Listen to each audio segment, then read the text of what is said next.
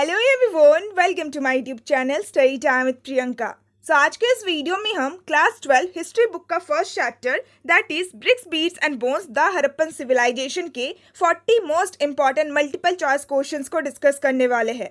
ये सारे ही क्वेश्चंस आपके एग्जाम पॉइंट ऑफ व्यू से बहुत ज़्यादा इंपॉर्टेंट है। आज का ये वीडियो थोड़ा सा लंबा हो सकता है, but please watch the video till the end to know all your important multiple choice question of this chapter.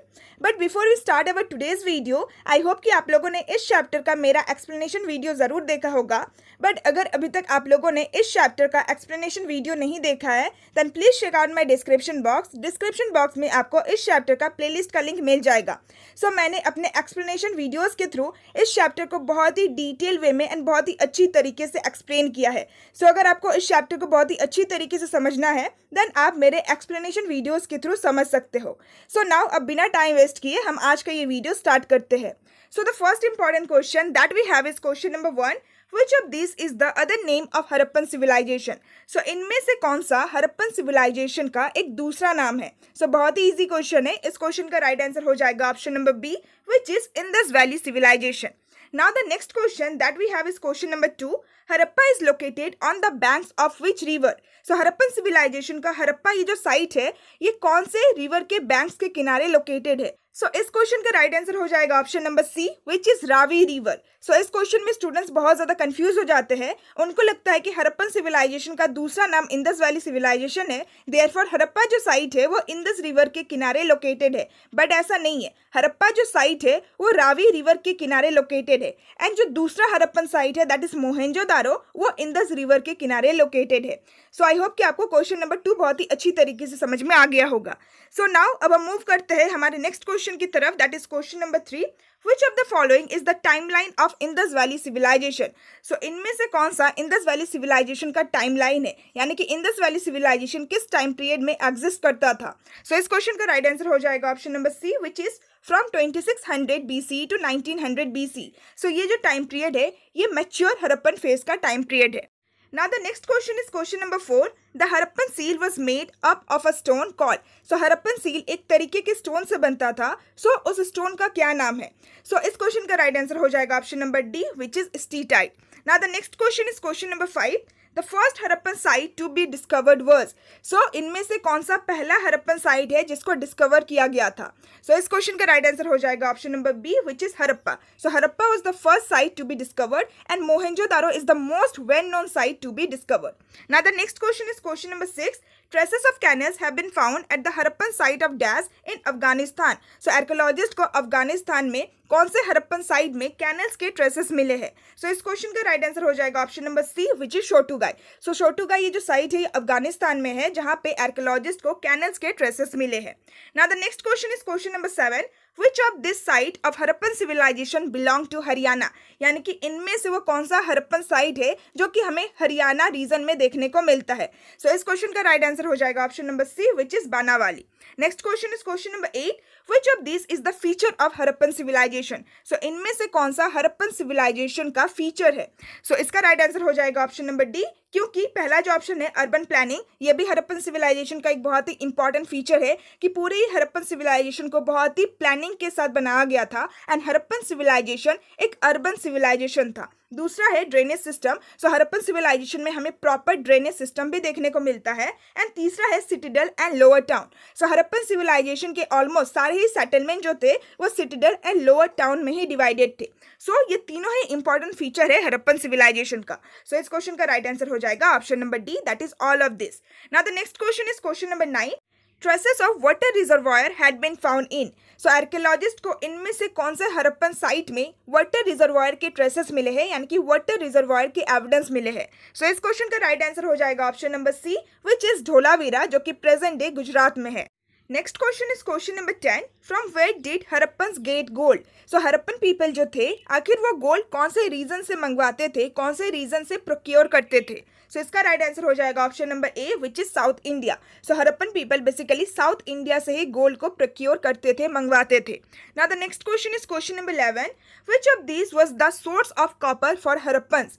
सो इनमें से वो कौन सा स्टेट है जो कि हड़प्पन पीपल के लिए एक इंपॉर्टेंट सोर्स हुआ करता था कॉपर के लिए। दैट मीन्स कि हड़प्पन पीपल इनमें से कौन से स्टेट से कॉपर को मंगवाया करते थे, कॉपर को प्रोक्योर किया करते थे।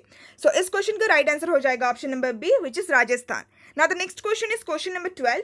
The great bath was found in which town of the Indus valley civilisation. So archaeologist को इंडस वैली सिविलाइजेशन के कौन से टाउन या फिर कौन से साइट में ग्रेट बाथ मिला है। सो इस क्वेश्चन का राइट आंसर हो जाएगा option number B, which is Mohenjodaro, जो कि हड़प्पन सिविलाइजेशन का one of the most well known site है। सो मोहेंजोदारो में ही हमें ग्रेट बाथ के एविडेंस मिलते हैं। Next question is question number 13। Which town in Indus Valley Civilization had no citadel? सो इनमें से वो कौन सा टाउन या फिर वो कौन सा साइट है इंडस वैली सिविलाइजेशन का जिसमें आर्कियोलॉजिस्ट को सिटाडेल देखने को नहीं मिला है।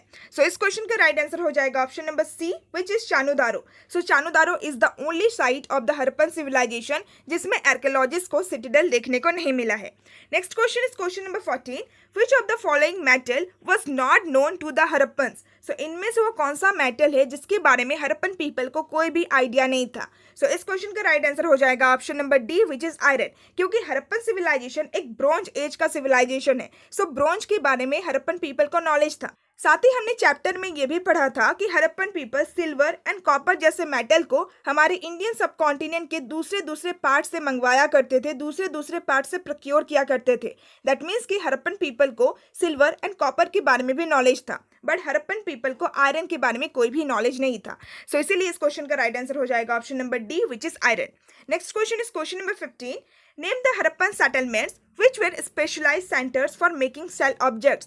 सो इनमें से वो कौन सा हड़प्पन सेटलमेंट या फिर हड़प्पन साइट है जो कि सेल ऑब्जेक्ट्स का एक स्पेशलाइज सेंटर हुआ करता था। दैट मीन्स कि वहीं पे सेल ऑब्जेक्ट्स को बनाया जाता था। सो इस क्वेश्चन का राइट आंसर हो जाएगा option number D, which is both B and C.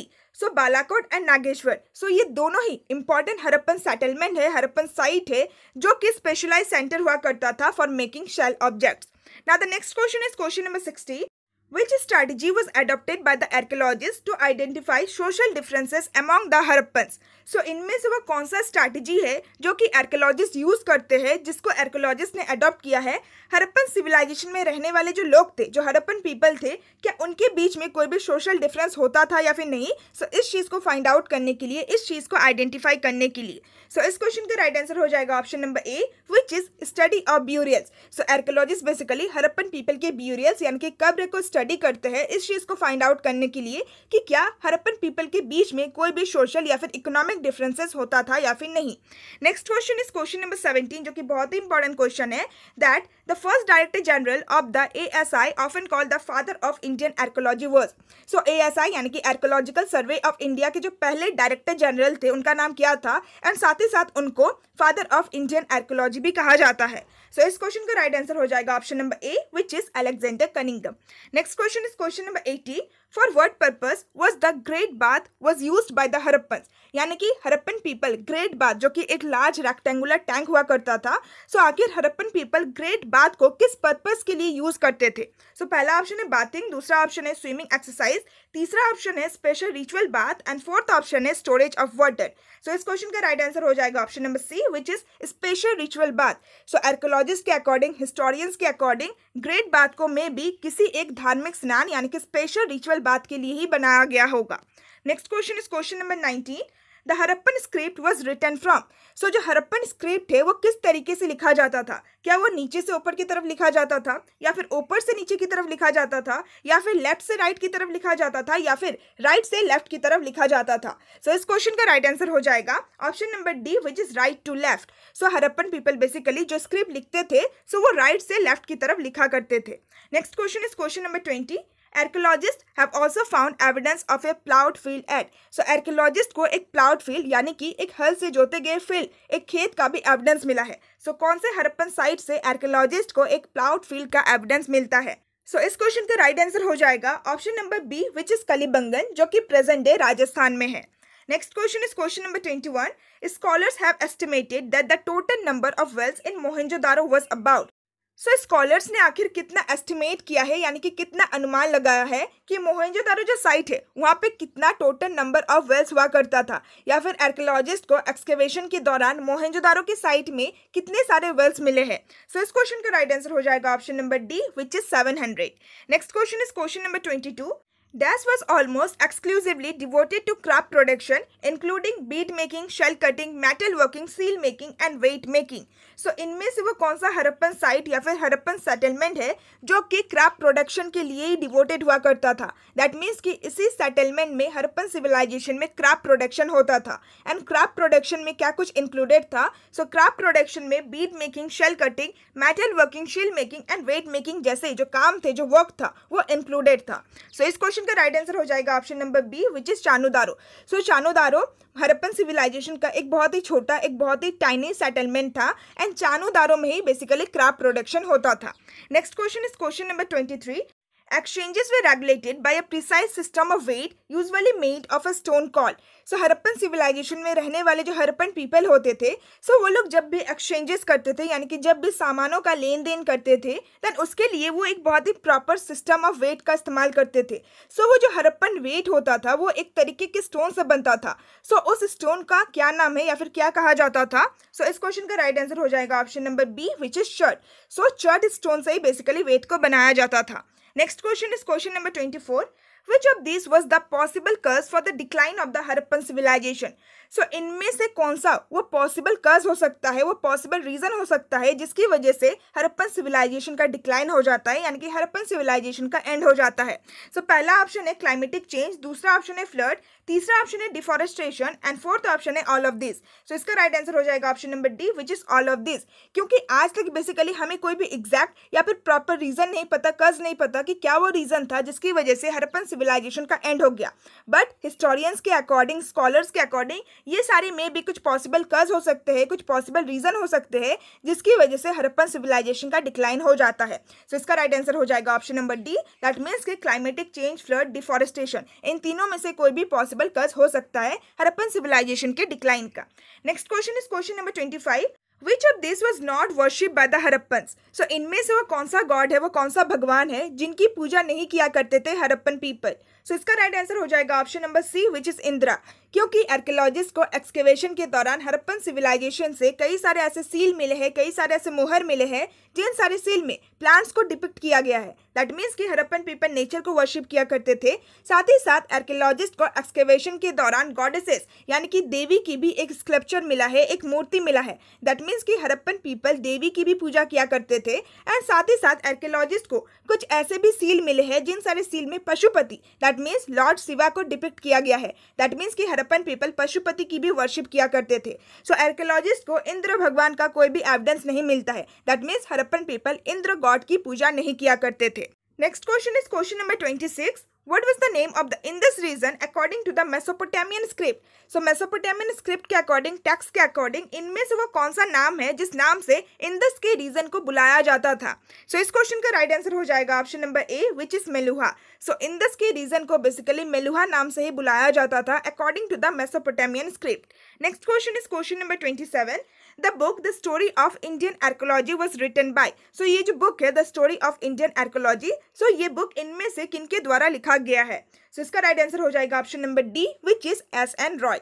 Next question is question number 28। According to the archaeological find, copper in Indus Valley civilization was probably brought from.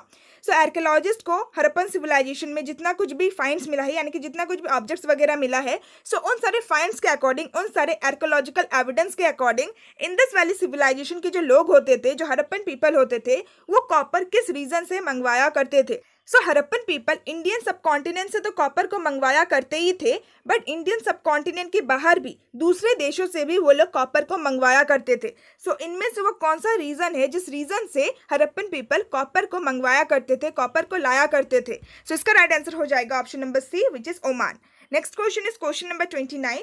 The largest Harappan site in India is. So India में इनमें से कौन सा सबसे largest Harappan site है? सो इसका right answer हो जाएगा option number A, which is Rakhigarhi, जो कि प्रेजेंट डे हरियाणा में है। Next question is question number 30। the Director General of the ASI who brought a military precision to the practice of archaeology was. So इनमें से वे कौन से ASI के director general थे जिन्होंने अपने मिलिट्री की नॉलेज को, मिलिट्री के एक्सपीरियंस को आर्कियोलॉजी के फील्ड में यूज किया था, आर्कियोलॉजी के प्रैक्टिस में यूज किया था. सो इस क्वेश्चन का राइट आंसर हो जाएगा option number D, which is R.E.M. Willard. Next question is question number 31. Who was the chief female deity worshipped by the Harappan? So Harappan people इनमें से कौन से चीफ फीमेल डीटी यानी कि एक इंपॉर्टेंट फीमेल देवी की पूजा किया करते थे? सो इसका राइट आंसर हो जाएगा option number C, which is mother goddesses. So archaeologist को एक्सकेवेशन के दौरान मदर गॉडेसेस का ही एक टेराकोटा का स्कल्पचर मिला है. दैट मीन्स कि हरप्पन पीपल में भी मदर गॉडेसेस की पूजा किया करते थे. Next question is question number 32. Which of the following items has not been found in the Harappan graves? सो इनमें से वो कौन सा आइटम यानी कि कौन सा ऑब्जेक्ट है जो कि आर्कियोलॉजिस्ट को एक्सकेवेशन के दौरान हड़प्पा के ग्रेव्स में नहीं मिला है, यानी कि कब्र में नहीं मिला है? सो इसका राइट आंसर हो जाएगा option number B, which is iron hand axe. So as I have said कि हड़प्पन पीपल को आयरन के बारे में कोई भी नॉलेज नहीं था. सो आर्कियोलॉजिस्ट को एक्सकेवेशन के दौरान किसी भी हड़प्पन ग्रेव में आयरन के हैंड एक्सेस नहीं मिले हैं. इसके अलावा आर्कियोलॉजिस्ट को हर एक ग्रेव में पोट्री एंड ऑर्नामेंट्स के एविडेंस मिले हैं, साथ ही साथ ज्वेलरी एंड किसी किसी ग्रेव में कॉपर मिरर के भी एविडेंस मिले हैं. Next question is question number 33.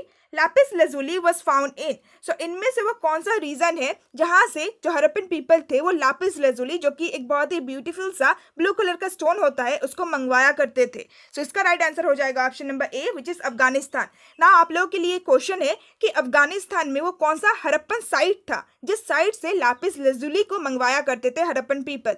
सो अफगानिस्तान की साइट का नाम आप लोगों को मुझे कमेंट सेक्शन में बताना है. सो मैंने एक क्वेश्चन में डिस्कस भी किया था. सो अगर आप लोगों को याद होगा देन प्लीज कमेंट सेक्शन में मुझे इस क्वेश्चन का आंसर दीजिए. Next question is question number 34. Which region is known as island of Bahrain? So again Mesopotamian script के अकॉर्डिंग, मेसोपोटामियन टेक्स्ट के अकॉर्डिंग इनमें से वो कौन सा रीजन है जिस रीजन को आइलैंड ऑफ बहरीन के नाम से जाना जाता है? सो इसका राइट आंसर हो जाएगा option number C, which is Dilmun. Next question is question number 35.